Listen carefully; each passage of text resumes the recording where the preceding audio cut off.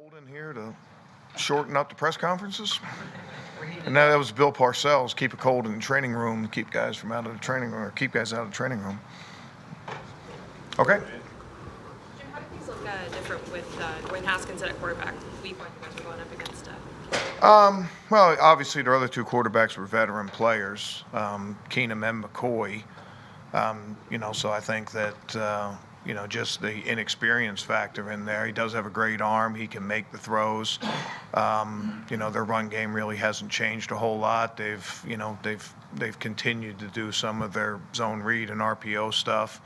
I think you can tell he's going to be a good player. We just got to make sure it's not on Sunday. Jim, I'm going to ask a scheme question. I don't know how much. I usually don't answer those. Help me out. So we've seen you had success when you've gone, with more man, single high, and then obviously against the Giants, you guys played a lot more zone in that second half, and that adjustment worked. What goes into, I guess maybe in generalities, when you make those decisions, when you want to help the corners and maybe when you don't?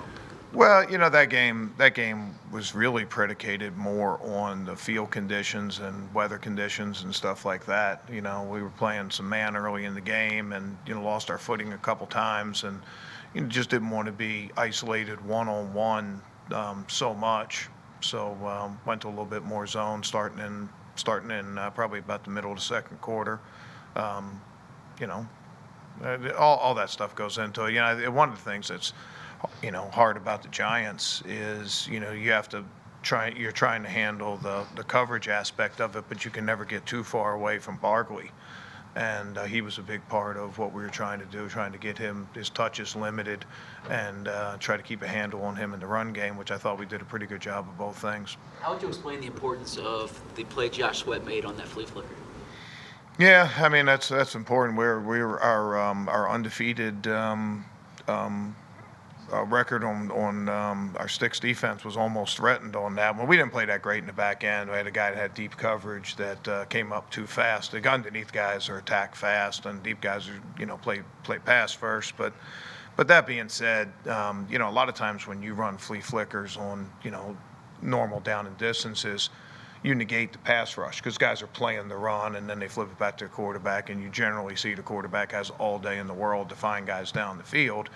Well, in a situation like that, 3rd and 14 or 15, whatever it was, those guys aren't playing the run. Those guys are pass rushing, and it makes it a little bit harder because they're in that situation you're fine with them handing the ball off. So it makes it a little bit harder for the quarterback to have enough time to find those guys or get it off. I think that's what you saw in that situation. We only have a 3-man pass rush there, but. He's got a lot of time. Number one, they hand it off and flip it back, so it gives him even more time to go and disrupt the play. And on plays like that, that's what you're really looking for. You can go across the film, watch, million plays. I bet you a significant portion of plays in the NFL, there's somebody wide open.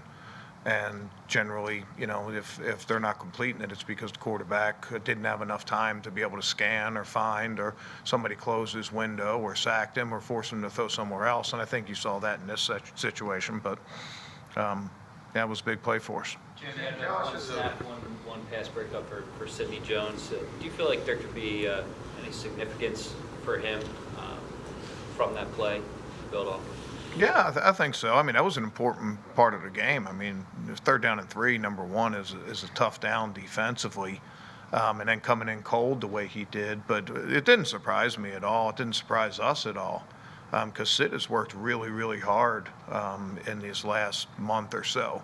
His role is decreased, but that hasn't affected his work ethic, and it hasn't affected his preparation or his attitude. All those things have been good, and that's going to serve him well, as he goes forward and as we go forward, because we talk about it all the time. We say a lot of times the night before a game, somebody's going to be called upon to make a play in this game, and they might only play one play in the game. Well, sure enough, it was true. That was a big play. I don't know if we win that game if he doesn't make that PBU, because it was a tie game at that point. Yeah, it was a tie game, fourth quarter. had a couple injuries. He went out cold, and they came right at him, and he was up for the I challenge. think Sidney mentioned that someone called for Craig first. Was Craig supposed to be up? Or? No. We put Sid into the game. It was just that as those guys were going, we had different personnel groups. We had Craig was going on the field for his package. Craig was coming on saying, hey, there's a corner that's out. Whatever, there was a timeout. We had plenty of time. We got the group we wanted out there. Before in that situation with a guy like Sidney, whose playing time has decreased, how do you make sure he's still engaged in meetings and film and all that stuff, practice? Well, I mean, some of that falls on us, but a significant portion of that falls on the player. It's not up to us to keep him engaged. It's up to him to stay engaged. And he's had a great attitude, and he's worked hard on the practice field. And, he's worked on different parts of his game. He's worked fundamentally on his game. So when you do that, there's an old adage in the NFL, stay ready so you don't have to get ready. Well, Sid stayed ready. Jim, when you talked a little bit at halftime, I want to rewind back to him a little bit.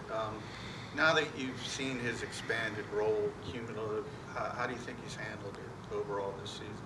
Yeah, he's been productive tackling, our rotational defensive ends. He's been tackling probably at a higher rate than a lot of those guys that we've had in those roles in the past. And he's rushing at very similar rates. He's a young player, and I think he's improving. He's made some big plays for us this year, and I think he's made the most of the reps that he's had the chance to get. Not a full-time player, but him and Vinny both got more playing time in this game with Derek being down, and both of those guys made some big plays for us. Vinny had an outstanding game, was very disruptive, made a couple sacks, made a couple good plays in the run game. Were you in the locker room at halftime, Jim, and what was it like when Jason Kelsey gave that passionate, emotional speech? Well, I was, I didn't go somewhere else at halftime. Well, no, I But no, I'm not going to comment on anything that's said at halftime. There's a lot of stuff that's said, and when you're ahead, when you're behind, everything else. I think the key part is that we came out and had a good second half, offensively and defensively. We were able to come out with a win. I'm sure a lot of Malcolm's plays probably get overlooked, but what have you made of how he's playing in his 11th season, and I guess particularly this last game as well? Yeah, just very consistent. And that's a hallmark of Malcolm, consistency, and it going back to Sid, that consistency isn't by accident. His approach is the same every week. He's a very resilient player. He's a very disciplined player. Takes care of his body, takes care of his mind, practices hard, studies hard. He's smart. He's multidimensional. All that leads to consistent performances from week to week. Wears a lot of different hats for us. He's always been a strong tackler. Didn't blitz him a lot in this game. We didn't blitz a whole lot in this game, but one time he did. He went up and really affected the quarterback, flushed him out of the pocket. We were able to get a big stop backed up and get the ball back for our offense in that situation. So there's not much on the football field that you don't have confidence given Malcolm to do, and he's proven that over the course of not just this year but over his long career. Do you see that consistency from Ronald Darby? No, I think they play different positions. I think that when you say Darby, Darby plays corner. He doesn't play nickel and safety and linebacker and all those things. But there is similarities. Approach very similar. Studies the game. All those different things go into it. I think that one of the big things you see with corners, and when you guys talk about consistency or we talk about consistency, the corners live in a world that if they make a mistake, it's there for everybody to see. Kickers are the same way. Quarterbacks are the same way. Quarterback makes an interception or throws an interception, or fumbles the ball. It's there for everybody else to see. He made an error on that play. Defensive tackle makes an error on the play. Maybe the run goes for 5 yards instead of for 0, or maybe a quarterback buys time in the pocket and completes the first down, and maybe you think that the coverage wasn't very good. But the corners live with that, with that kind of scrutiny. And it takes a special kind of guy to be able to do that. And Darby didn't start off that game well, but I will say this, that first touchdown is 100% on me. It's not on him. We got a 3rd and 13. I'm trying to keep him out of field goal range there. It looks like it's going to be a low-scoring game. We got some weather situations coming in. Maybe points are going to be at a premium. I don't want to let them get 5 yards or 7 yards to get into field goal range. Generally, I don't really care too much about field goals. But if we're in zone defense there and we got more guys at that thing and, you know, you make a 10-yard thing and kick a field goal, you know, and all of a sudden we lose by 3, you're sitting there saying, man, we should have been more aggressive to try to get him out of field goal range in that situation. Well, that's what we were. We blitzed, we played man. Field was slippery. He's coming for the interception point. Eli made a really good throw, though, on the backside hip right there, because Darby's driving to the break point of that route, and Eli saw him through the back hip. He was able to make the catch and then spin out of that tackle, and we paid for the touchdown. But I don't view that at all on Darby. I view that 100% on me. If there's a risk reward when it comes to being aggressive and trying to keep people out of field goal range, and we paid for it with a touchdown there. But I did like the way he bounced back from that first half. When you talk about consistency, it's not just in your play, but in your mindset. And, you know, he went out and made some big plays for us in the second half, and we needed it. We lost Jay Mill in that game and, you know, lost Russell for, you know, play later on down. I don't know that we could have won it if Darby didn't bounce back in that second half. Jim, from a statistical standpoint, Adrian Peterson has not been his usually impressive self, but what do you see when you see him on tape? I don't know about that. I mean, he's strong, still has great vision. He's a very productive runner. You know, we're going to have our work cut out for us. So, you know, and again, we saw it last year. He's one of those guys that if you fit a run wrong, he can make you pay by taking it to the house. He did it against us in that first game last year. You know, a little bit like Barkley, like we talked about him. It's a guy that you gotta you know, sort of limit his opportunities, limit his touches. He's a guy that has great vision and can threaten all the gaps of your defense. So if one guy makes a mistake, he has the ability to make a big play. We're going to play our very best to play him.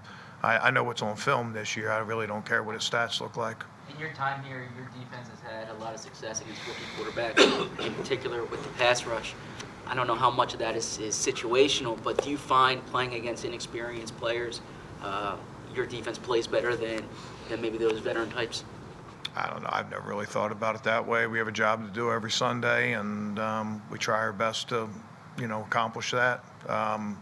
You know, every game plan's different. Every experienced quarterback is different. Every rookie quarterback is different. So I don't know if there'd be a whole lot of carryover from week to week, or, you know, we don't have. I don't have a folder somewhere that says rookie quarterback, and you pull that out, and that's the game plan. I mean, it depends on, you know, a million different other considerations going into it. What did you learn about McLaurin in the first matchup? Yeah, I mean, he's a guy that can make a big play. As a rookie coming in, you know, I mean, obviously you have the preseason to go on and, you know, his draft status and what our scouts said about him, but you see it in real life. And, you know, we blew a couple coverages in that, gave him a couple plays, but I think over the course of the next, however long it's been, 11 weeks, he's proven that he's a good player in this league. You know, he's got speed, he's got hands. He's been you know, he's sort of become their number one guy. He's taken on a bigger role as they've lost their tight ends. You know, so, you know, I think what we saw in the first game, you know, sometimes a guy can have a great game and then, you know, it sort of disappears, you know, sort of a one-hit wonder kind of game. That's not the case with him. He's proven it over the course of the season that he's a good player, that we're going to have to number one cover, but number two tackle, and know where he is. Have you seen a ton of change from Jay to Bill as far as what they're doing offensively? Not really. I mean, a lot of things they've carried over. You know, their play caller on offense has been there. Coach Callahan has been there. There's been a stretch runner. I think probably the changes more so than anything are just where they are with personnel, and that happens to every team. They've lost a couple tight ends, and Jordan Reed and Vernon Davis, and they've had to sort of go to some extra offensive linemen in there, and they've had some different cast of characters in at wide receiver. Lost a running back early in the year and then lost him again. So they've had to sort of change, and I'd view any of their changes as personnel changes as opposed to scheme changes. Pretty much everything you've seen at some point over the course of the season. It's just, and every team's the same way. All right, guys. Yep.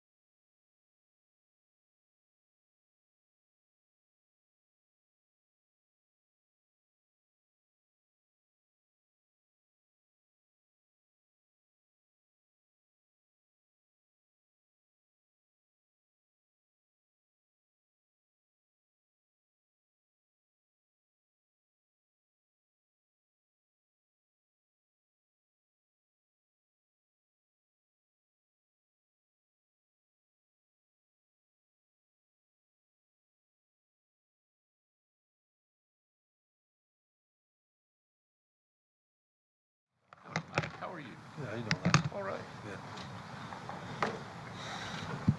How's it going?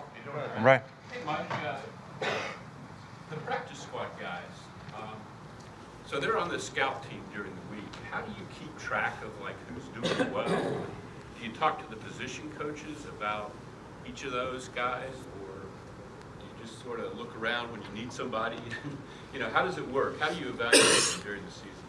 Well, we're obviously we're all out there and have eyes on those guys at all times, and in particular the position coaches. So if you're speaking about when we're servicing the defense and getting them prepared to play, you have the opportunity to watch those guys and observe those guys and you know see how they show up each and every day.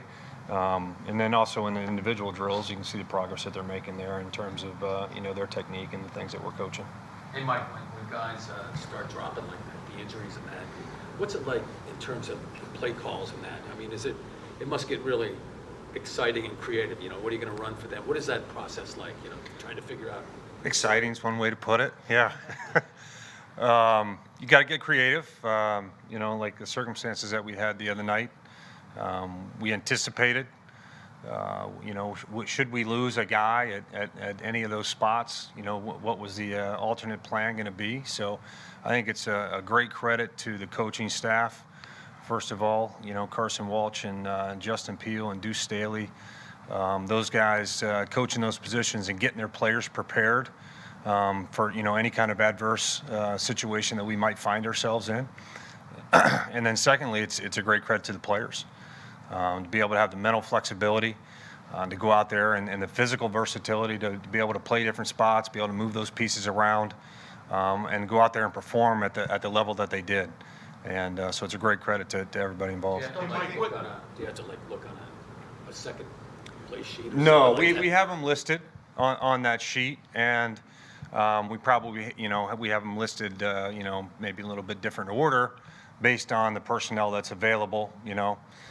So that can shift a little bit, and you know, that coach was tremendous in his ability to adapt and call the game as it unfolded. Yeah. Mike, what have you seen? Obviously, Jay Ajayi was out for over a year before he played. What have you seen from him?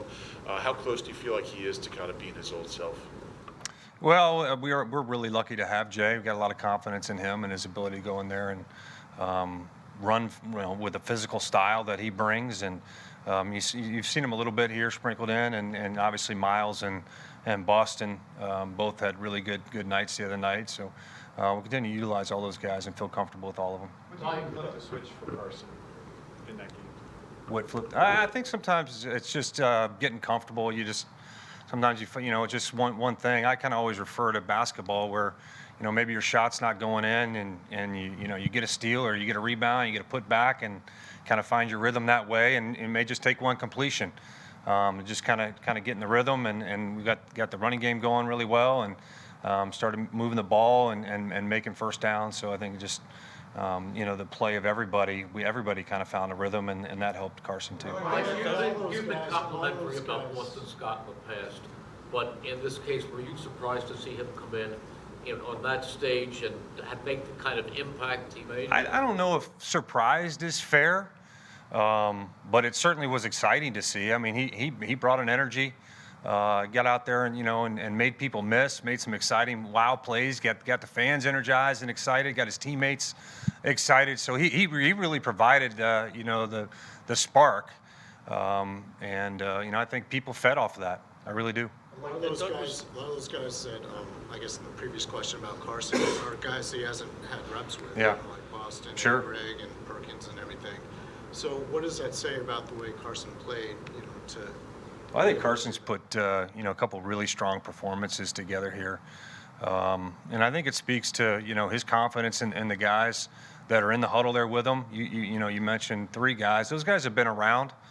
And they don't just sit on the sidelines idly. I mean, they get plugged in from time to time over the course of you know, the 3 or 2 years that they've been here with the first team, and so he's got a familiarity with those guys, and I think he's got a confidence, and I think that it's even growing now that you got the demonstrated performance, you know, on a Monday night game as you guys have stated, those guys stepped up really big, and a big reason why we were able to win the game. Mike, three guys, specifically Boston, Merrill asked you about him, but also Greg and Josh. Right.